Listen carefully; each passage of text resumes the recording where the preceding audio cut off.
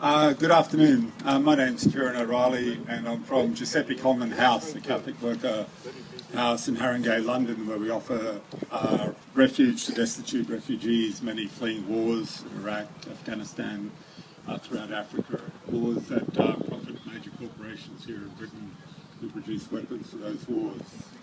And it's wonderful to be back here with the Ponzo Mahojai. We were first encountered in 1996 at the trial of non-violent resistors in Liverpool who disabled British aerospace weapons being sold to Indonesia for the occupation of East Timor, now independent, and those women were acquitted. And also to walk through the north of Ireland in the summer of that year. It's been a place of sanctuary for me, a place of solidarity for me, and a place of spirituality for me. When the first Gulf War started, just before that, myself and 3 other Catholic workers broke into an Air Force base in upstate New York and were able to disable a B-52 bomber and put it out of action. We did that non-violently.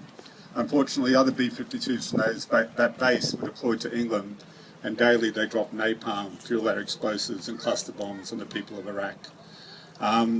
The war didn't end. I went to prison for 13 months, and what sustained me was my own spirituality, but also the solidarity of people like you who wrote me letters and cards. It made me very much safer in that jail in Texas. I was then deported, or got the more traditional punishment of transportation to Australia at the end of my sentence. But the war didn't stop there, and the war in Iraq is now, we see, expanding and escalating into Syria, into a sectarian war, soon into Lebanon, and may eventually result in a nuclear attack on Iran.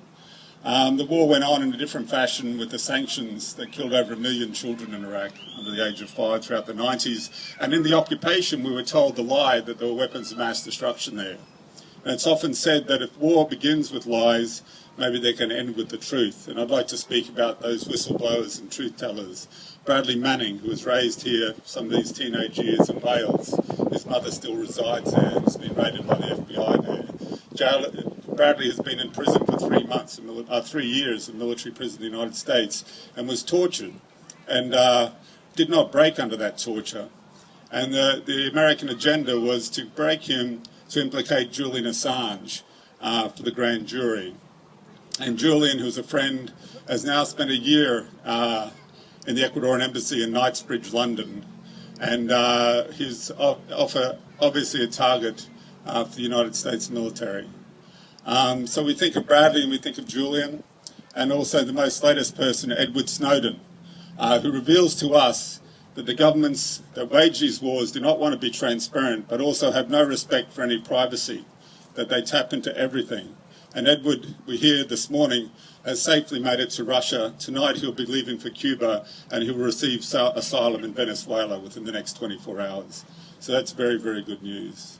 And I can say from my own experience as a resistor, someone who enters non-violently, as these people have done, into resisting war, that what sustains us, because you're up against the whole court prison system, which is there to atomise you, to demoralise you, to defeat you, to get you to recant. The only anti-venom we have to that, the only anti-venom Edward and Julian and Bradley has to that, is the solidarity of us on the outside. We don't all have to go to prison, but our people who are in prison and before the courts need to be hearing from us. And yesterday we sang songs outside the Ecuadorian embassy. We send postcards. We raise money for those families that need to go and visit their children. And I know what my parents went through when I was in Pecos, Texas, when they sent me from New York on Con Air to the outback of Texas, when I was one of 24 men in a cage in a room of 150 men, the only gringo in the jail. And I took a lot of harassment from the guards, but once those letters and cards came in, the guards backed off immediately. So we've got to tell Bradley and Julian and Edward that they are not alone, that they have the solidarity of those millions who marched against this war. And we've got to really wake up that the war has not ended. All they need from us is our silence and our sedation. They don't have conscription anymore. They don't have rationing. They just want our silence and sedation.